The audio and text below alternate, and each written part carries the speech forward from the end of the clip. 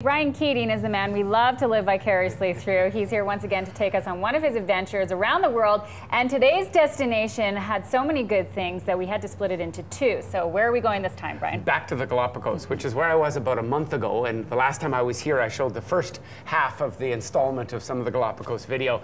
It's such a rich place, and there's so much to talk about there. So I thought we would do it again. Let's do it again. We can go to the video, and you can see this is what made the Galapagos famous. Wow. There's my wife kneeling down next to a couple of giant tortoises up in the highlands. Those were wild tortoises, but everything about the Galapagos revolves around the ocean.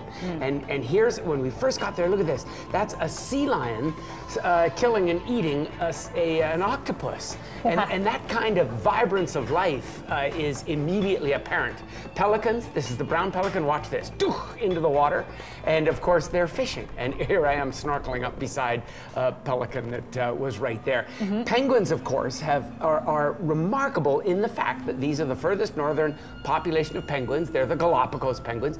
They're a member of the jackass family of penguins. There's 4 species in that. So these guys probably came up on the current from Chile in South America, the current that comes from the Antarctic. So the Antarctic current, the Humboldt current, is what gives the Galapagos such rich waters. It's cold, oxygen-rich, nutrient-filled water, and that's what makes the fish populations so rich, which feeds the penguins. And everything revolves around that rich water. Now, this is a bird that Darwin never saw when he was there in 1835, because these guys are located on the extreme west side of the Galapagos on Isabella Island. This is the flightless cormorant, and with wings like that, I'm sure his friends make fun of him. They are remarkable birds, but just like the penguins, the cormorant, they spend all their time underwater, or a lot of their time fishing. And this just gives a glimpse of some of the fish species. That's a parrotfish, and that's a giant hogfish, just such biological wealth.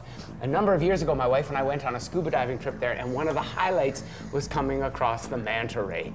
And when we were there last month, we saw many manta rays, but not when we were in the water. This is when we were scuba diving, and several manta rays came over to see them.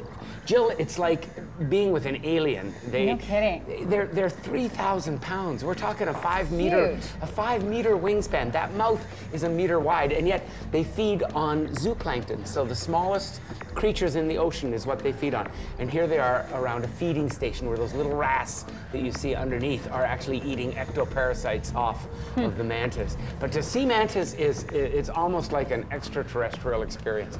Now, last month when we were there, we were snorkeling around a place called Kicker Rock, and about 15 or so of these spotted eagle rays came by. Wow. They've got a 2-meter wingspan, and they are so beautiful. They're probably the most stunning of all the rays. They've got this weird Pinocchio nose. Those look like dolphins. They almost do, yeah. And what makes these guys special, they use that nose to dig in the mud for mollusks. But to be that close to them was very special. Now, scuba divers enjoy going to the Galapagos because of the opportunity to maybe see hammerhead sharks. And there's my wife in the foreground, what a shot, and a group of hammerheads in the background. They are one of the most bizarre creatures in all of the ocean. And it's just like swimming in a tropical paradise. Now, back to the birds up above, there's a booby going into the water. Watch this, right under the water. Some film of the booby actually catching a fish underneath. And it didn't end there. That last little bit of video, there was an owl, a barn owl, that watched us as we were packing up and leaving at the airport. A barn owl in the Galapagos. A barn owl inside the airport terminal watching. Inside the airport. That makes more sense. Fascinating. Really quickly, let's talk about a video that you have coming up with a connection to Jane. Yeah, soon it will be released on my website.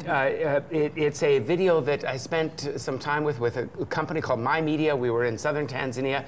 Jane Goodall helped us get it organized. It was with her son, and we spent 2 weeks' time filming at a sacred hippo pool. The local people in the area believe that the hippos are sacred because they are the souls of their ancestors. Wow, hippo whisperer in that video, and that's on goingwild.org. We'll put a link up on our website, breakfasttelevision.ca. Always a pleasure. So fascinating to see your adventures, and thank you for sharing them with us. Thank you, Jill.